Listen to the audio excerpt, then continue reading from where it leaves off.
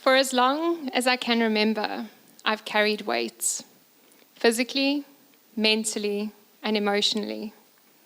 I was always aware of the physical weight that I carried, but I didn't obsess over it. It was just part of who I was. But what I didn't realize was how it had shaped me, not physically, but in everything that I'd done. How it colored my decisions, dulled my confidence, and subtly influenced every room which I entered. Losing 60 kilograms has changed a lot. It's given me space to move, to breathe, and to feel freer. But what nobody tells you about losing weight is once the physical weight is gone, the emotional weight, the perceptions, the expectations can often stay stuck.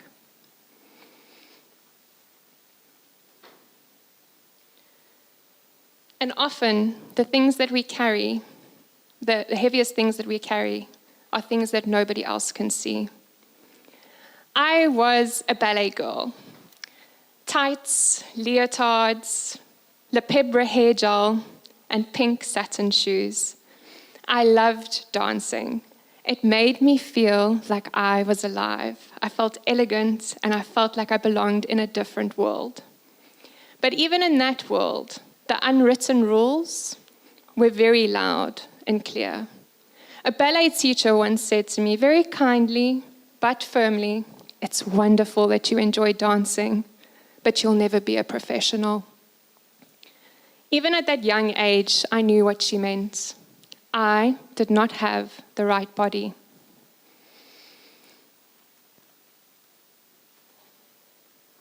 I'm also a child of the millennium, or as I like to call it, the Spice Girls generation, because girl power and girls will rule the world. And we do, but we're judged so heavily on how we look doing it.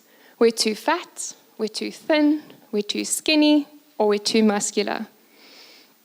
And let's not forget the poster quote of the millennium generation. Nothing tastes as good as skinny feels. I knew I would never be that skinny, not naturally anyway. 1, I love food, and 2, I love life.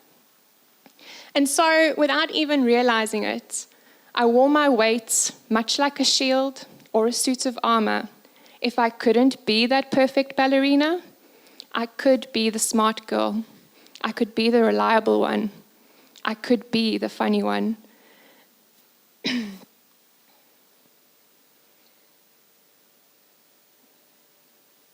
Losing weight was, hands down, one of the hardest things that I've ever done, but also possibly one of the best. There's been many unexpected lessons that I've learned along the way. But in saying that, one of the most unsurprising ones was the body dysmorphia. Now let's call body dysmorphia what it is. It's a mental health condition where you are often obsessing over a perceived flaw in your appearance, one that others might not even notice, or it might not even be real. And after losing 5, maybe 6 clothing sizes, I'll often brace myself when I see a photo of my before self and think to myself, was I really that big? Or I'll brace myself again when I walk past a mirror expecting to see my old before self, except there's a new stranger staring back at me. On other days, I don't feel that different and I don't feel like much has changed, except if I wear the wrong pair of knickers that are now falling off.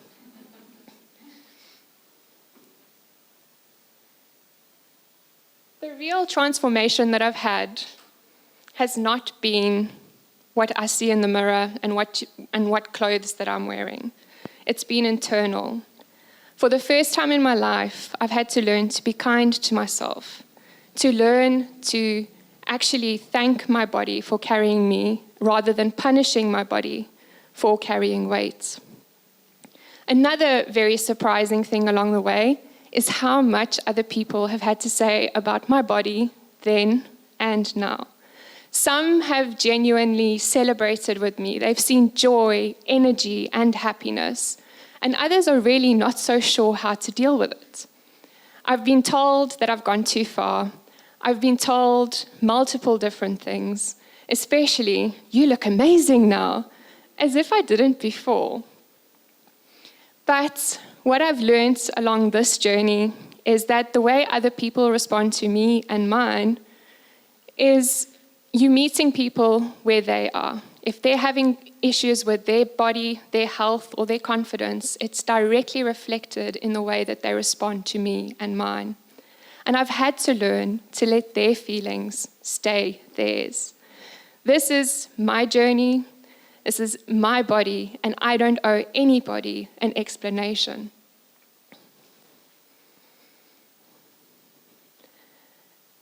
Losing weight can change a lot, but it doesn't change everything. It doesn't erase decades of belief systems or rewrite every thought overnight. What it's done for me is give me space. Space to think, to breathe, and to be freely. I stand in front of you today, and I am not the weight that I lost. I am not the weight that I once carried, and I am not the perceptions or the beliefs of others or the expectations that they've put upon me. I am simply, like that little girl, learning to live free and dance in my own way through this life. And that is the lightest that I have ever felt.